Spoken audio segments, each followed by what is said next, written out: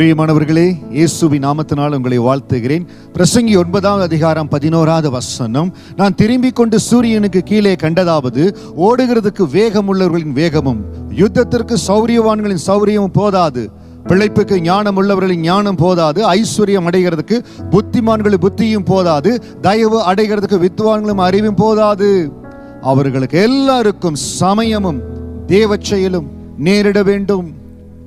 இன்னைக்கு நம்முடைய வாழ்க்கையில நான் ரொம்ப முயற்சி பண்றேன், ஏன் நான் எதிர்பார்க்கிற அந்த செல்வத்தை பெற்றுக்கொள்ள முடியல, அந்த ஐஸ்வர்யத்தை பெற்றுக்கொள்ள முடியல, நான் அந்த பதவி உயர்வுக்கு வேகமா வரணும்னு முயற்சிக்கிற, என்னால முடியலையே. தேவ சமூகத்துல பிரசங்கி 9:11 படி பிரசங்கி தன்னுடைய வாழ்க்கையின் அனுபவத்தில் எழுதி இருக்கிறார், எல்லாவற்றுக்கும் சமயமும் தேவ செயலும் நேரிட வேண்டும்.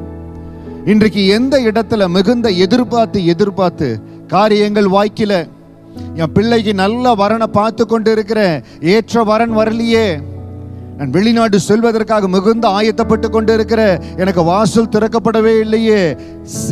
அதுக்கு எல்லா ஆசீர்வாதத்திற்கும் சமயமும் தேவ செயலும் நேரிட வேண்டும். அப்பொழுது என்ன செய்யணும்? ஆண்டவர் கரத்துல கொடுத்து, ஆண்டவரே இந்த காரியத்துக்கு நான் முயற்சி செய்து கொண்டு இருக்கிறேன், உங்களுக்கு என்று ஒரு பொருத்தனை செய்கிறேன், 3 நாள் உபவாசம் எடுத்து ஜெபிக்கிற, ஏதோ ஒரு வகையில தேவ சமூகத்துல தேவ கரத்துல காரியத்தை ஒப்பு கொடுங்க. நிறைய காரியங்கள்ல முயற்சி செய்றீங்க, காரியங்கள் கை கூடவே இல்லை. எல்லாவற்றுக்கும் சமயமும் தேவ செயலும் நேரிட வேண்டும். கர்த்தருடைய சமயத்திற்கு ஏற்றபடி ஆண்டவர் தன்னுடைய ஜனங்களை நடத்தி கொண்டு வந்தார். யோர்தானை கடந்து போகணும். அவர் சொன்னார், நீங்க கடந்து போங்கப்பா. அந்த இடத்துல போய் யோர்தான்ல ஆசாரியோட கால் படுகிற பொழுது யோர்தான் பின்னிட்டு திரும்பினார். ஆனால் எரிகோ உடைக்கப்படுவதற்கு அதே போல ஆண்டவர் சொல்லி இருக்கலாமே, நீங்க கடந்து போய் எரியோக்கு கடந்து போங்க, உங்க கால் பட்டோன்னு எரிகோ இல்ல, 7 நாள் நீங்க காத்திருக்கணும்னு சொன்னார். சில காரியங்களுக்கு நம்ம காத்திருக்கணும். காரணம், ஆண்டவர் சில காரியத்துல ஜெயத்தை கொடுக்கணும்னா சில கிரிகள் முறியடிக்கப்படணும், சில வல்லமைகள் முறியடிக்கப்படணும். அதற்கு தேவ சமூகத்தில் ஒப்பு கொடுத்து காத்திருக்கணும். இன்றைக்கு நீங்க எதிர்பார்க்கிற நன்மை, நீங்க எதிர்பார்க்கிற அந்த ஆசீர்வாதம், நீங்க எதிர்பார்க்கிற அந்த எல்லை விஸ்தாரம் உங்களுக்கு நிச்சயம் கிடைக்கும். ஆனா அதற்கு சமயமும் தேவ செயலும் நேரிட வேண்டும். அது எப்படி பாஸ்டர் எனக்கு நடக்கும்?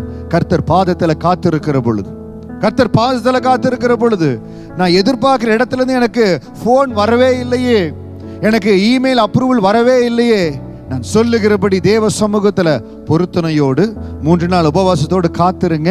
உங்க ஜெபம் முடியறதுக்குள்ளேயே நீங்க தேடி போக வேண்டாம், உங்களை தேடி அந்த கால் கடந்து வரும், உங்களை தேடி அந்த இமெயில் அப்ரூவல் கடந்து வரும். கர்த்தர் உங்களோடு கூட இருந்து நடத்துவார். ஹல்லேலூயா. பிரசங்கி 9:11 படி உங்களுக்கான சமயமும் தேவ செயலும் வாய்க்கும்படியா என் ஆண்டவர் கிருபை செய்வார். தேவ சமூகத்துல காத்திருங்க, தேவ நடத்துதலுக்கு உங்க ஒப்பு கொடுங்க.